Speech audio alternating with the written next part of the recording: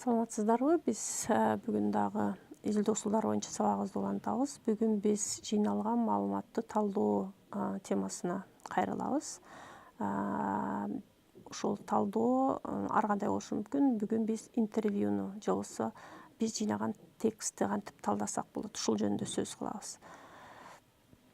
Биз мурдагы сабактарда айтып кеткендей, этнограф, антропологдор өзүнүн изилдөөсүндө өтө көптөгөн маалыматтарды жыйнашат. Ал маалыматтар өтө ар түрдүү болот. Булар деген сүрөт түрүндө, диаграммалар, схемалар түрүндө жана текст түрүндө болушу мүмкүн, фото документтер түрүндө болушу мүмкүн. Ошонун ичинен эң көп маалымат интервью учурунда, маектешүү учурунда жыйналат. Бул биз текст түрүндө көрсөк болот да бул маалыматты. Ошондо эгерде биздин изилдөөбүз узакка созулса жана көп маалыматтарды алып, көп интервьюларды жыйнасак, анда өтө көп чоң текст менен иштегенге туура келет да. Ушул өтө чоң текст менен иштөө учурунда талдоо кандай ишке ашат, талдоо же болбосо бир теориялык бир жыйынтыктарды чыгараардан мурда ошол топтогон маалыматтын баарын кантип пайдаланыш керек, ушул жөнүндө сөз кылсак. Талдоо негизинен эки жол менен жүргүзүлөт. Бул индуктивдүү деп атасак жана дедуктивдүү деп койсок болот. Эми булардын которулмасы жок экен, бирок түшүндүрүп кетсек мындайча болот. Бул жеке нерседен жалпы абстрактуу же теориялык деңгээлге көтөрүлүү, же тескерисинче теориядан жекече нерселерге же ошо талаа ишиндеги материалдарга чейин жетип, ошол мурдагы биз үйрөнгөн теорияны бышыктоо. Ушундай эки жол менен негизинен биздин талдообуз жүргүзүлөт. Мисалы үчүн индуктивдүү деп айтып аткан жолдо эң биринчи кезекте биз талаада барып өзүбүздүн изилдөөбүздү жүргүзөбүз, ар кандай материалдарды жыйнайбыз. Ал маалыматтардын баарын топтоп алып, анан ошол маалыматтарды иреттеп, анан бир гипотеза түзгөнгө аракет кылабыз. Анын гипотезаны түзүп бүткөндөн кийин бир темаларды аныктап, анан теориялык деңгээлге көтөрүлөбүз. Башкача айтканда, андан кийин теория түзөбүз. Биринчи маалыматтардан, ошолорго негизденип, маалыматтардын жыйынтыгында теория түзүү, бул ошо индуктивдүү деп аталат. Ошондуктан биз жогоруда айтып кеткендей, бул жекече нерселерден жалпыга же болбосо белгилүү нерселерден бир абстрактуу нерселерге карата жылуу деген сыяктуу түшүндүрөт да. Ошондуктан бул индуктивдүү методдо теория өзү жыйналган маалыматтын негизинен келип чыгышы керек. Башкача айтканда, биз биринчи теорияларды окуп алып, анан барып талаага барып аны текшербестен, тескерисинче теорияларды окубай туруп, анан биринчи талаа ишин жүргүзүп туруп, анан келип теория түзүшүбүз керек да. Мунун бир артыкчылык жагы дагы, кемчилик жактары дагы бар. Албетте, мисалы үчүн артыкчылык жагы бул мурдагы түзүлгөн теориялардан көз каранды болбойт. Изилдөө жүргүзүп жаткан киши, ал эми кемчилик жагы болсо, биз теорияларды билбей туруп маалыматтарды жыйнап баштасак, анда мүмкүн белгилүү буга чейин изилденген нерселерди билбей калышыбыз мүмкүн. Эми ошол дедуктивдүү теорияга дагы келебиз. Азыр ошол теориянын эки түрдүү тең эки түрдөгү тең теорияны түзүш үчүн биз биринчи кезекте жыйналган маалыматтарды иреттеп, алар менен иштешибиз керек.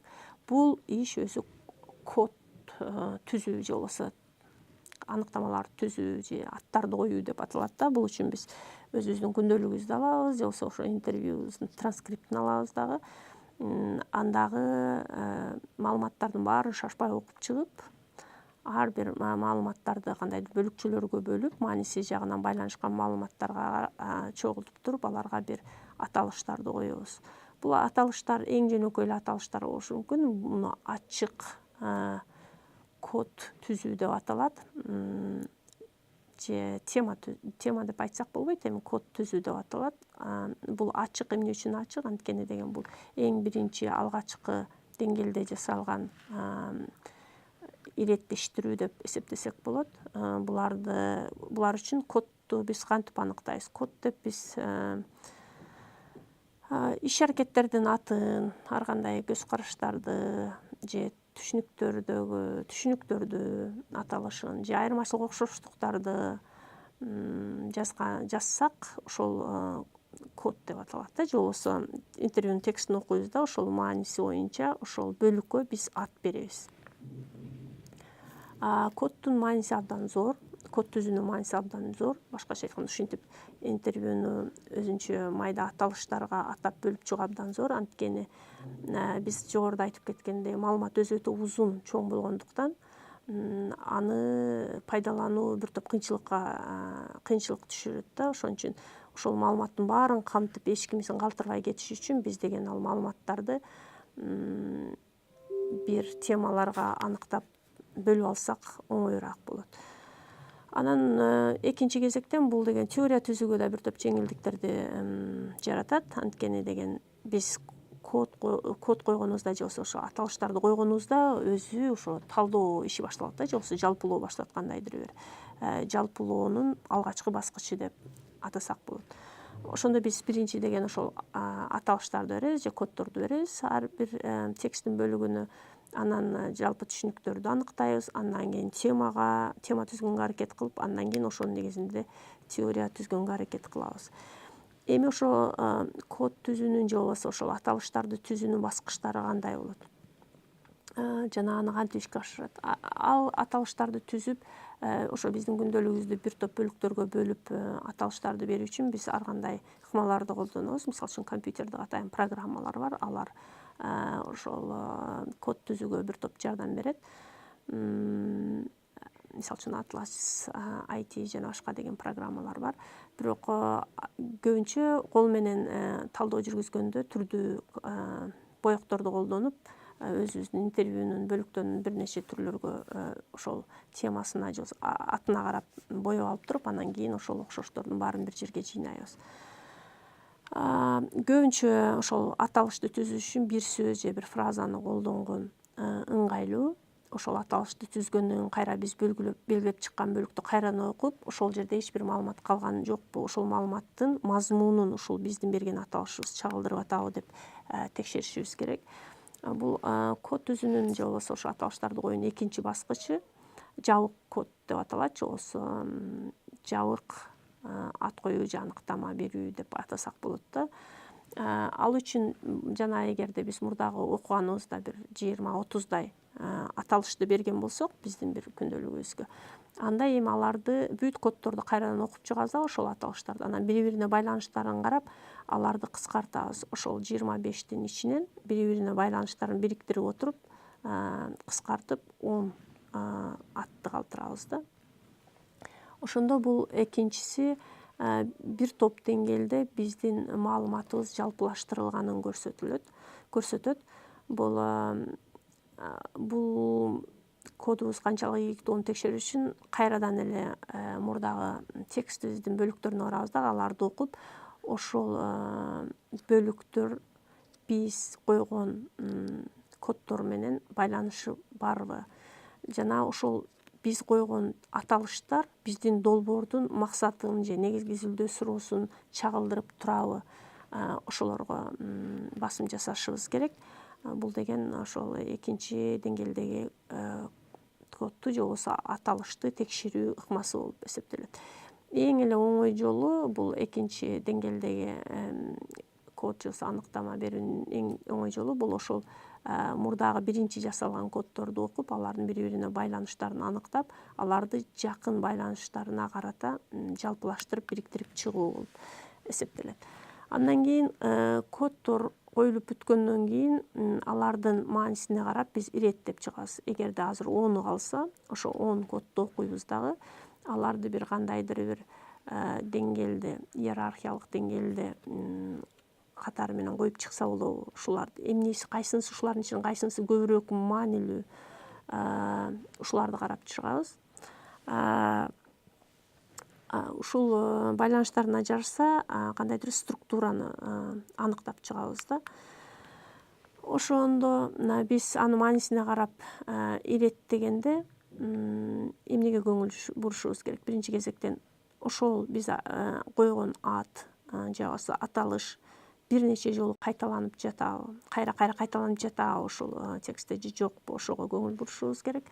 Бул деген күтүлбөгөн бир кандайдыр бир түшүнүк жөнүндө, күтүлбөгөн нерсе жөнүндө айтып жатабы, ушуга көңүл бурушубуз керек. Жана ошол эле нерселердин, биз атаган нерселер биз окуган адабияттарда да кездешеби, башка окумуштуулар дагы ушул түшүнүк жөнүндө кеп кылыштыбы же жокпу, ушуларга көңүл буруп, анан кайсыл код канчалык деңгээлде бизге маанилүү экендигин белгилеп чыгабыз. Анда алар бүткөндөн кийин ошол темаларды аныктайбыз. Темалар бир топ түргө бөлүнүшү мүмкүн. Бул жөнөкөй темалар. Жөнөкөй темалар деп биз мисалы үчүн кайсы бир нерсенин түрлөрү жөнүндө сөз болбосо ушул бир жөнөкөй тема деп аталат. Күтүлбөгөн темалар деп биз бул жөнүндө адабияттардан да уккан эмеспиз же негизи ушул маселе жөнүндө сөз болуп жатканда деги эле биз койгон, биз белгилеп, биз талай изилдөөдө тапкан түшүнүк деги эле аталган эмес да, бул күтүлбөгөн тема деп аталат. Анан классификациялоого кыйын болгон, сиз аны башка бир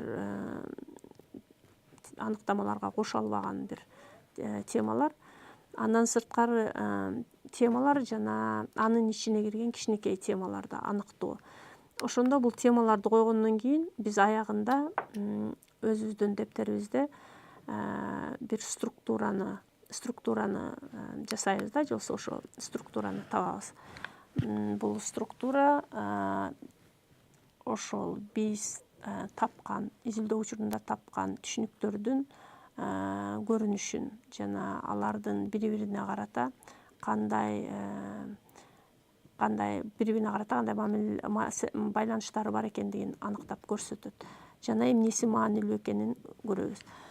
Эми кийинки дедуктивдүү деген ыкмага көңүл бурсак, дедуктивдүү бул деген өтө көп колдонулган ыкма.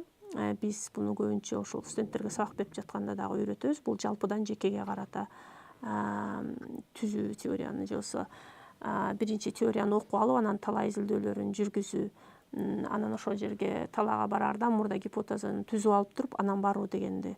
Талаадагы иштин негизги максаты ошондо биз үйрөнгөн теорияны бышыктоо же болбосо аны четке кагуу деген гана максатта жүргүзүлөт. Бул үчүн бир топ дагы баскычтарды басып өтөбүз. Биринчиси теорияны окуп, ага таянып темаларды аныктайбыз, негизги түшүнүктөрдү аныктайбыз. Ага таянып алып алдын ала бир түшүнүктөрдүн тизмесин түзүп алабыз дагы. Интервьюну окуп атканда ошол интервьюдагы тексттин мазмунун ошо темаларга жакындаттырып бөлүп чыгабыз текстти. Ошого жакын атайын аныктамаларды, эгерде ал толукталып келбесе, ага жакын аныктамаларды түзөбүз. Анан текстти бир нече бөлүктөргө бөлүп, кайрадан окуп, иреттеп чыгабыз. Анан бул берилген түшүнүктөрдүн ортосундагы бири-бирине карата байланыштарды карап, кайрадан темаларды жана подтемаларды аныктайбыз. Ошондо бул эки ыкманын бири-биринен айырмасы теория кайсыл убакта түзүлөт, ушул жөнүндө сөз болуп атат. Дедуктивдүүдө биринчи теория бар, аны биз деген бышыктайбыз же четке кагабыз же колдойбуз. Ал эми индуктивдүүдө биз деген биринчи талаа изилдөөсүн жүргүзөбүз. Анан ошол талаа изилдөөдөн тапкан, топтогон материалга таянып өзүбүз теорияны түзөбүз. Бул теориялар албетте башка окумуштуулар түзгөн теорияларга жакын болушу мүмкүн. Бирок изилдөөнүн эң негизги максаты болуп ошол биз изилдеп жаткан нерсе жөнүндө, тема жөнүндө жаңы нерселерди алып келишибиз керек. Жаңы ойлорду, жаңы идеяларды табышыбыз керек. Башкача айтканда, буга чейинки теорияларда айтылбаган нерселерди ачып берсек, андай этнографиялык, антропологиялык изилдөөбүз өз максатына жеткен болуп эсептелет. Рахмат.